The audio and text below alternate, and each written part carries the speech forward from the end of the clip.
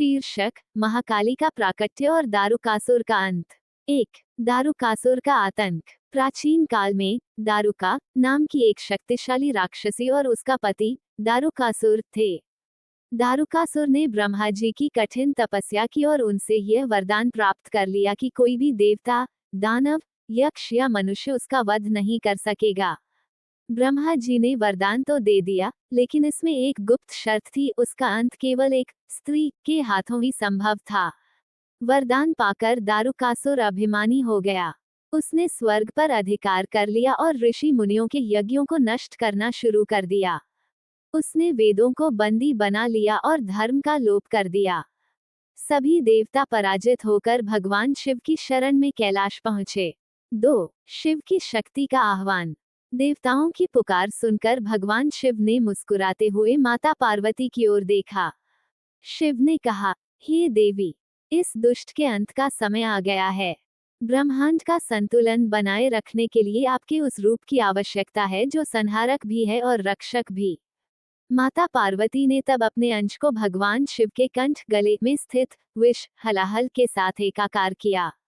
शिव के कंठ का विष माता की शक्ति से मिलकर एक अत्यंत भयंकर ज्वाला में बदल गया। उस ज्वाला से एक ऐसी शक्ति उत्पन्न हुई जिसके शरीर का रंग घने काले बादलों जैसा था, आंखें धधकती आग जैसी थीं और उनके हाथों में खड्ग और नरमुंड थे। यही माता महाकाली का प्राकट्य था। उनके भीषण अट्टहास हंसी से 10 दिशाएं कांप उठीं। 3. भयंकर युद्ध और दारुकासुर का वध। माता काली अपनी योगिनियों की सेना के साथ दारुकासुर के साम्राज्य की ओर बढ़ी। युद्ध क्षेत्र में चारों ओर हाहाकार मच गया। दारुकासुर ने अपनी मायावी शक्तियों से माता को रोकने का प्रयास किया, लेकिन काली के सामने उसकी एक न चली। काली ने अपनी खड्ग से दारुकासुर की सेना को गाजर मूली की तरह काट दिया। अंत में माता ने दारुकासुर को पकड़ लिया। उसने क्षमा मांगी, लेकिन उसके पापों का घड़ा भर चुका था। माता ने अपनी भयंकर हुंकार से उसका वध कर दिया और उसका रक्तपान किया।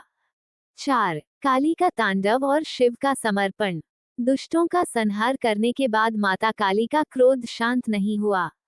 रक्त और हिंसा के उस वातावरण में वे रुद्र तांडव करने लगीं। उनके हर कदम से पृथ्वी धंसने लगी और ब्रह्मांड डगमगाने लगा।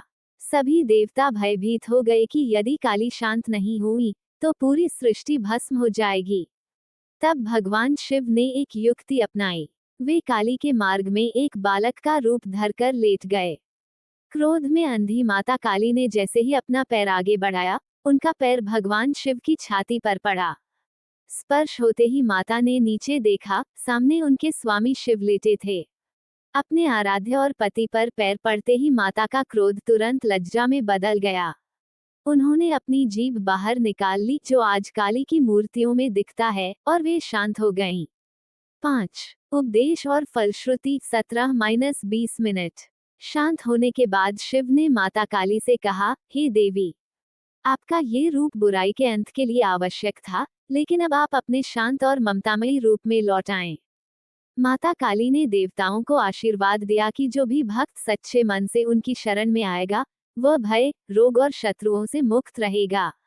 काली केवल संहार की देवी नहीं, बल्कि काल, समय को नियंत्रित करने वाली मां है।